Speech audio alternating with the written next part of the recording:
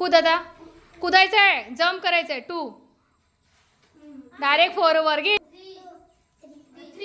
3 कुठे आहे? 1